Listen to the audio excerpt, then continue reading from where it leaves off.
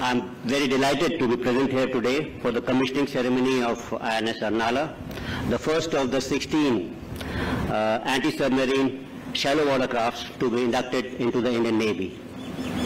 Friends, most of us are aware that India has earned a stature of being a significant maritime power and has come to be seen as a preferred security partner in the Indian Ocean region by leveraging its strategic location, economic influence, and on the strength and capabilities of the Indian Navy. As we protect and preserve vital sea lanes that are crucial for global trade and energy flows, our naval platforms play a role in maintaining maritime security, countering piracy, and ensuring the safety of our shipping routes. Considering the current flux in the geopolitical environment and the ever-challenging security situations, our Navy needs to remain strong, credible, and equipped with the latest state-of-the-art ships. During Operation Sindoor, it was a matter of pride that about 40 naval ships, including the carrier battle group, were deployed in the designated area of operations.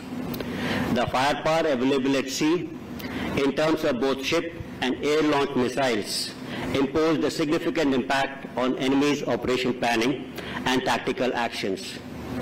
Consequently, the Indian Navy established a kind of de facto blockade, thus confining the Pakistan Navy and their activities to the harbor or near to the coastline only. Indian Navy influenced the overall battle environment emphatically.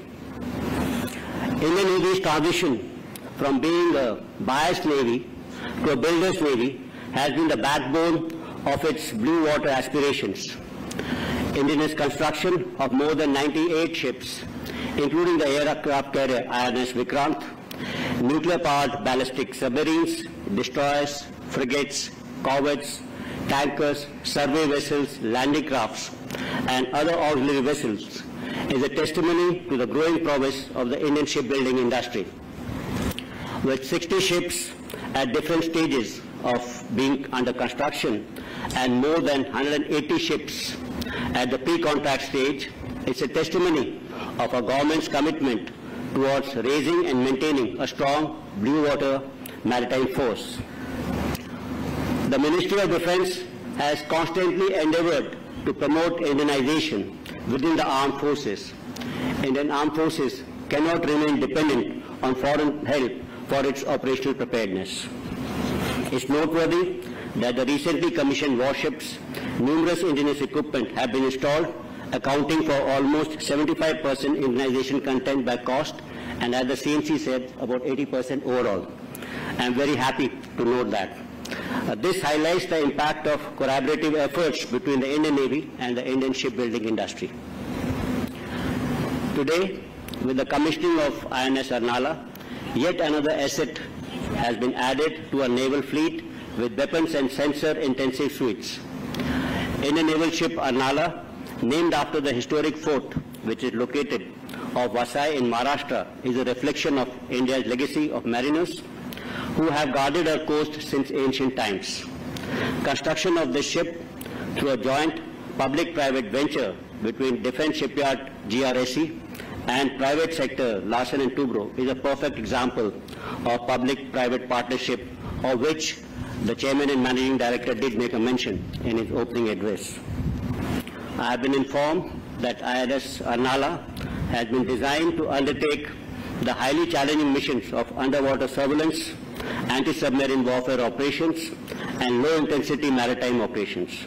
I am sanguine that the ship with superior anti-submarine warfare capabilities as well as mine-laying capabilities will play a crucial role in safeguarding India's vast coastline. I am also confident that the carefully selected weapons and sensors will make the ship a highly potent platform and a force enabler for successful and effective fleet operations. I would like to congratulate the Chairman and Managing Director of DRSE and Messrs. Larsen & Toubro Shipyard as also the talented and committed workforce for delivering such a capable and combat-worthy asset to the nation. At the same, I would also appreciate the mammoth effort of the Indian Navy for having the intent and ability to transform this vision into a reality through the Indianness route. I would like to highlight to the commanding officer and the commissioning crew of INS Arnala that the onerous responsibility of this war asset rests entirely on your shoulders from now on. Remember, this machine is as good as the men behind it.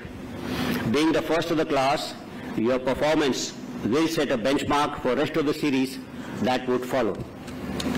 Lastly, I would like to thank the Flag Officer Commanding-in-Chief, Eastern Naval Command, for hosting me today on this momentous occasion, and this new avatar of old legendary Arnala proudly doffs the naval ensign towards the glorious service ahead.